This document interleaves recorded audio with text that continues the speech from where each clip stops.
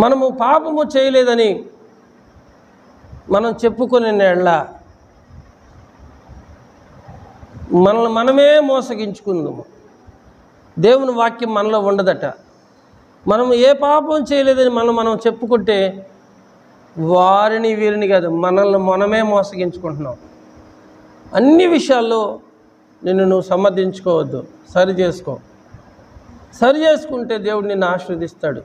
చనిపోయినాక సరి చేసుకోలేం, బ్రతికుండగానే సరి చేసుకోవాలి. దేవుడు రాకడకు ముందే నువ్వు సరి చేసుకుంటూ ఉండాలి. పరిసయుడు ఎన్నో సంవత్సరాలుగా భక్తి చేశాడు, కానీ ఆయన జీవితం సరి చేయబడలా. శంకరు అప్పుడే వచ్చాడు, పశ్చాత్తాప హృదయంతో కన్యళ్లతో దేవునికి ప్రార్థన చేశాడు, నీతిమంతుడిగా మారిపోయాడు. నీ నోటి మాటలను బట్టే నువ్వు పాపాత్ముడు అని పరిగణించబడతావు. నీ నోటి మాటలను బట్టే నువ్వు నీతిమంతుడు అని పరిగణించబడతావు. నువ్వు మాట్లాడే ప్రతి మాట నువ్వు ఎలా మాట్లాడుతున్నావో ఆలోచించుకోవాలి. నువ్వు ఉపవాసం చేస్తే దేవునికి కనబడాలి, నువ్వు కానికిస్తే దేవునికి కనబడాలి, నువ్వు ప్రార్థన చేస్తే దేవునికి కనబడాలి. మనుషులకు కనబడాలని ఏది చేయొద్దు. మనుషులకు కనబడాలని నువ్వు చేస్తే ప్రతిఫలము దేవుడు నీకు తప్పకుండా ఇవ్వడు.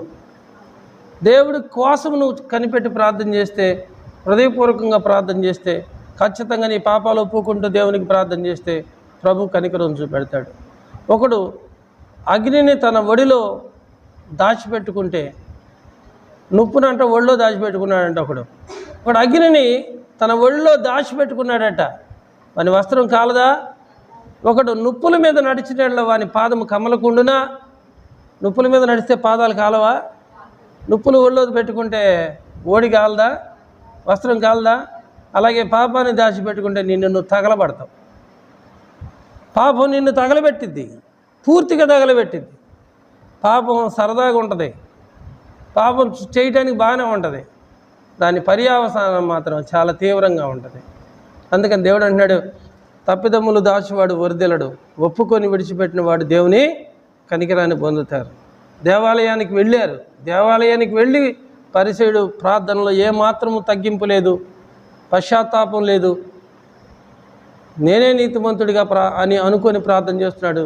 శంకరైతే పశ్చాత్తాపడ్డాడు, ఏడ్చాడు, ఆకాశం వైపు కన్నులెత్తి చూడలేకపోయాడు. కనీసం దేవాలయానికి కూడా దూరంగా నిలబడి ప్రార్థన చేస్తున్నాడు.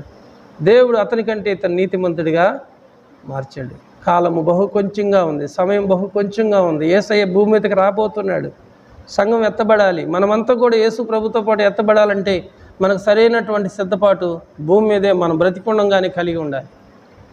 సమయం లేదు కాబట్టి ఎప్పుడు ఇతరులు విమర్శించడం మానేయండి. ఇతరులు విమర్శించడం, ఇతరుల తప్పులు ఎతకటం అది మంచి అలవాటు కాదు, వదిలే.